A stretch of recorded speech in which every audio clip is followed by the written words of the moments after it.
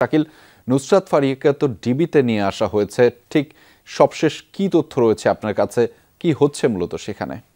এটা বাংলাদেশের অভিনেত্রী নুসরাত ফারিয়া, যার বিরুদ্ধে জুলাই আন্দোলনের একটি হত্যা মামলা রয়েছে, তাকে আজকে দুপুরে শাহজালাল আন্তর্জাতিক বিমানবন্দর থেকে ইমিগ্রেশন করার সময় তাকে আটকানো হয় এবং সেখান থেকে ভাটারা থানার পুলিশ, যে থানায় মামলাটি করা হয়েছিল, তাকে আটক করে নিয়ে আসে এবং তারপর তাকে গ্রেফতার দেখানো হয় এবং পুলিশ জানিয়েছে তাকে মিন্টো রোডের এই গোয়েন্দা পুলিশ কার্যালয়ে নিয়ে আসা হয়েছে এর মধ্যে বিকেলের দিকে।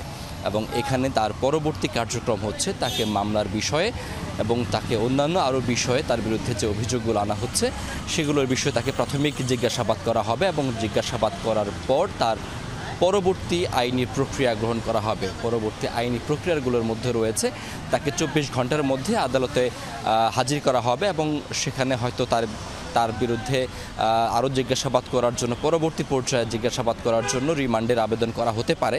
তবে এটি এখন পর্যন্ত গোয়েন্দা পুলিশের কার্যালয়ের কোনো কর্মকর্তা এটি আমাদেরকে এখন পর্যন্ত নিশ্চিত করে জানাননি যে তার বিরুদ্ধে আগামীকাল আদালতে কখন হাজির করা হবে অথবা তার বিরুদ্ধে রিমান্ডের আবেদন করা হবে কিনা। তবে এটি সাধারণত আমরা এর আগের যাদেরকে গ্রেফতার দেখানো হয়েছে বিভিন্ন মামলায় এমনটা আমরা হতে দেখেছি।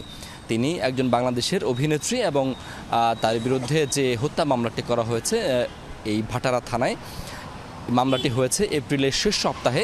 তিনি সহ আরও 16 জন অভিনেতা অভিনেত্রীর বিরুদ্ধে এই মামলাটি দায়ের করা হয়েছিল এবং সেই মামলাতেই আজকে শাহজালাল এয়ারপোর্ট থেকে তাকে আটক করা হয়, পরবর্তী তাকে গ্রেফতার দেখানো হয়।